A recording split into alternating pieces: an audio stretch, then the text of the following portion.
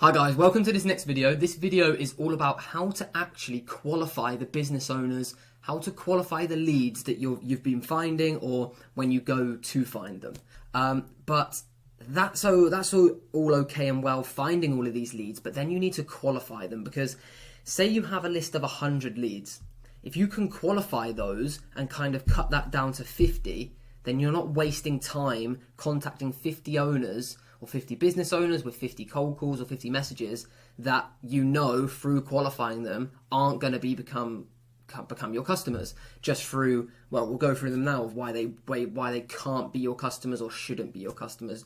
Usually it shouldn't. Like, obviously you can run ads for any business. So any business, if the business owner is willing to pay you, can become a customer. But through qualifying them, you can get rid of those business owners and those businesses that you really don't want to work with. And that might sound quite strange listening to this if you don't have a client yet, because you'll be thinking, right, well, Harry, I want to work with anyone or anyone that can pay me. But as you progress in your agency and as you start to work with clients, you're going to realize that you don't actually want to work with anyone and everyone. There's a very set business that you kind of want to work with. So we're going to go through this list here. This is fully downloadable. Click the button below.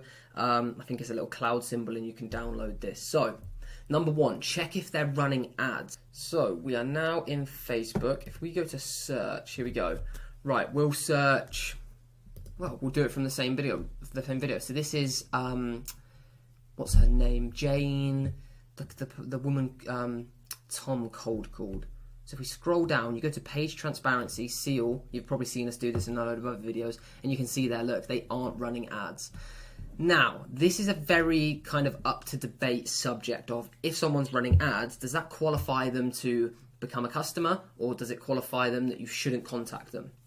Now, the reason why this is in the qualifying section, and the reason and the answer to the question is, it doesn't make them either or. It doesn't actually say whether they're a good client or a bad client, but what it does do is, if you find out this before you do your outreach, you can make reference to that in your sales message or in your cold call or however you like to reach out.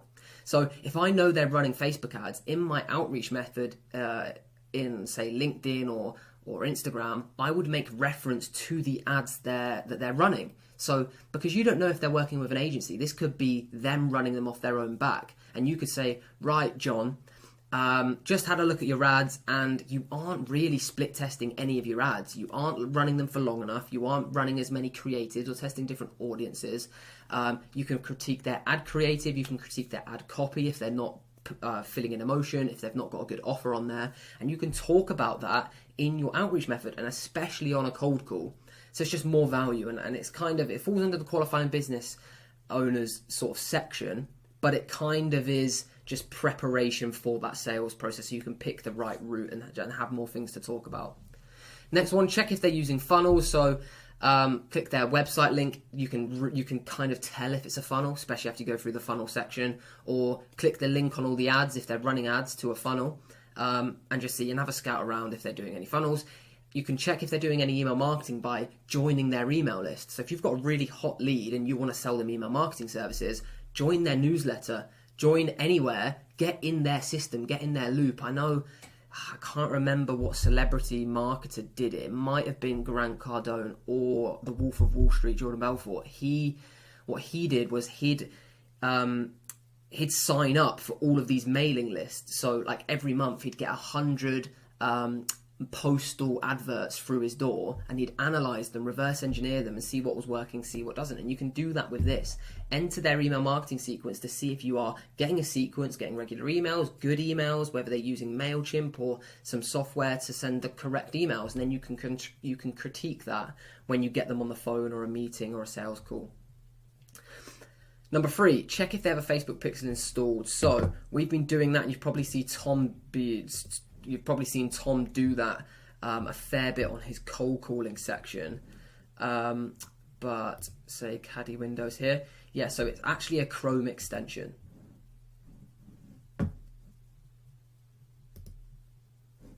It's actually a Chrome extension. So what you can do is just go onto Chrome, type in Facebook Pixel Helper, and then you'll have a little Chrome extension at the top which will add a number 1 next to it if there's a pixel on the site. Now, what having a pixel on the site shows is they have a good website developer, because if a website developer is good, when they first make the website, they'll put a pixel on there just to gather all of the data. It could mean that they are running ads. It could mean that they've run ads in the past. It just means they're one step closer, and they're aware that they should be doing it, or they have done it, etc. It's just good information to know. Check if they have a good website. Now, this is a massive one, because yes, if you're making funnels for them, it's not so much of a big deal, because you can just push all of your traffic to the funnel. You control it. You know it's good because you made the funnel. However, if it's an e-commerce brand, you can kind of tell how much money they're making, or the success of the business, how good the products and services are, by the quality of their website. And now there'll be another video on how to kind of analyze websites, because it's a super good skill to have in terms of, is it above the fold? Is it a high converting website? Are there testimonials on there? Use of video? All of this stuff to see if it's a really nice website. If you go on there and it's a really poorly designed website, they've still got the WordPress branding on there at the bottom hand corner, or the ClickFunnels branding on there, you can tell it's not a very kind of established business, because that just wouldn't respond well to customers. So it's always great to have a look at that. Check if they have a large following on social media. Says what it does, what it says on the tin. You're kind of looking for that social proof. If they've got 100,000 followers, then they're going to be a more established brand. However, when you do that, you also need to look at the engagement on their post, like how many likes, comments and shares they're getting. If they've got 100,000 followers and they're literally getting 6 likes on a post, really it means nothing. They may as well have 300 followers. So have a look. Obviously, larger following is going to qualify them a bit more. You're going to want to work with them over someone that doesn't, because it's easier. You can do lookalike audiences on that following. You can use that following to produce new audiences, etc. Check their VRIN score. Now, this is something I picked up a long time ago, and this, if you're offering social media management, so you're actually creating content, etc., for your businesses or your clients, this is going to be super useful. So what you can do is you rate each one of these 4 categories out of 10 for their content. So the first one, V, value. Is the audience getting value from the content they're producing? So this is just to go to them and say, right guys, your content's in reality terrible, or it's quite good, and you can give them a score out of 10. Is the audience getting value from it? So obviously, when you're producing content on social media, you need to inspire, entertain, or educate. They're the 3 different things, and lead with value, like everything, like in sales, like in Facebook ads, and all marketing, lead with value. Show them the solution, not the problem. And then move on to rare. How many others produce the same sort of content? So the best way that I can describe when people ask me, is their content good, is if you have your client there and their competitor there, and you remove the profile, the name, the bio, and any locations or website, could you tell the difference between the 2 brands? And a lot of the time it's no. But hopefully, if they're doing content correctly, super personal, they're getting personality across, creating their own content, then that rare aspect should score quite high. The final one, the penultimate one, unable for competitors to copy. So how easy is it for those competitors to look the same as your brand? Like if you look at my Instagram, it's notepad format, it's all content produced by me, kind of documenting my journey rather than producing content. And that's incredibly hard for someone else to copy or replicate, because one, they don't have even down to they don't have the same handwriting as me, or they just don't have the same style, or they don't copyright in the same way. My content's quite hard for competitors to copy, so I feel like I'd score quite high on that if I say so myself. And then not sustainable, so something your audience can live without. So this means you're really hitting a pain point, and I'd like to think if a follower of mine and I stopped producing content, people would be like, where's Harry_SMMA gone? Because I'm no longer supplying loads of value. And for someone that's starting an agency or has an agency, my content's quite valuable and they look out for it. That people have told me that quite a lot. But if you can't live without it and you're just kind of posting a little bit here and there, then you're not going to score very high on that. And then what you do is you just take an average of the 4 scores out of 10 and you can give the client kind of a mini audit on their content. Number 7, check how many stores they have, because obviously this is going to indicate to you how established the business is and whether you want to work with, a practice, or whether you want to work with a dealership or any business with multiple locations around the UK or even around the world, and it's up to you. Check their service, product, service or product price or quality. Now, this is a huge one because obviously we preach in this course when you're starting out initially, obviously the price of the product and service needs to be semi-high ticket, which means like above like a few $100s, just so it's easier to get them results. And what you also need to do here is to check if your client's product is priced reasonably, because you don't want to be like having to sell a product which is way overpriced because the logistics of their business has set them up in a way that they physically can't charge any less. And that could force you into kind of a corner when you get ads going, because you're going to be competing with other people in the industry, their competitors, that charge kind of a lot cheaper. And also the quality of the product. You want to make sure that you're selling a product that you know people like, and it's a good quality product. You don't want to be selling a crap product, because that won't be your fault that you can't market it. It's a lot of the time when clients don't get results, it's because it's because other parts of their business aren't correct. Like their product's not great, their price isn't right, they haven't tested the price, they haven't done any market research.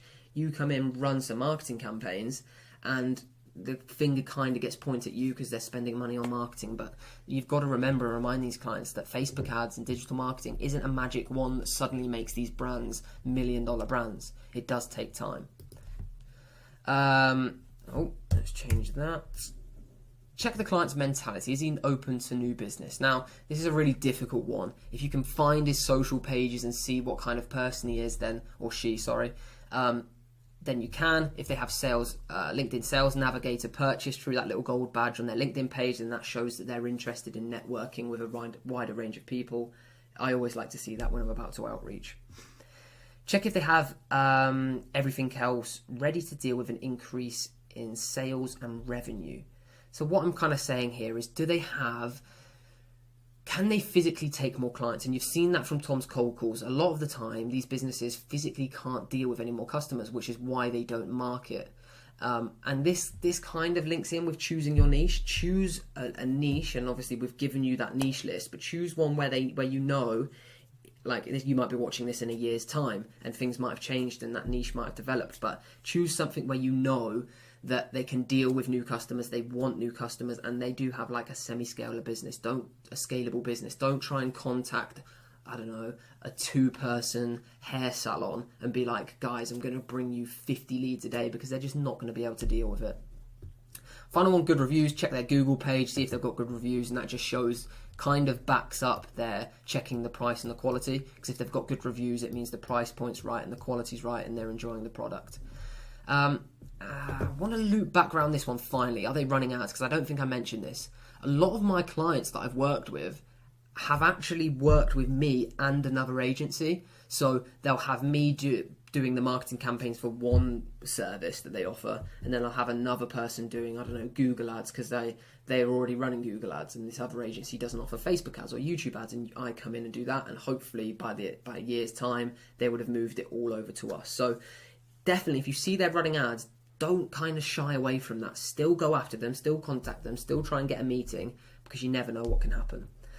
So guys, that's kind of the qualifying business owners wrapped up. Use it for all of your outreach. Use it in module 3 for your LinkedIn, Instagram, especially your cold calls. Fully qualify them once you've got a lead list in. It'll just save you the time of, I don't know, of actually doing the outreach, because this is a lot quicker thing. And you can do this as you go. Like, you find a lead, have a little scout around. If they're not qualified and you don't qualify them, then just don't put them into your spreadsheet or your or the lead hub. But hope you enjoyed that, guys. Download that document, save it in a folder on your laptop or your phone or wherever you're watching it, and put it to good work. Thank you, guys. See you in the next one.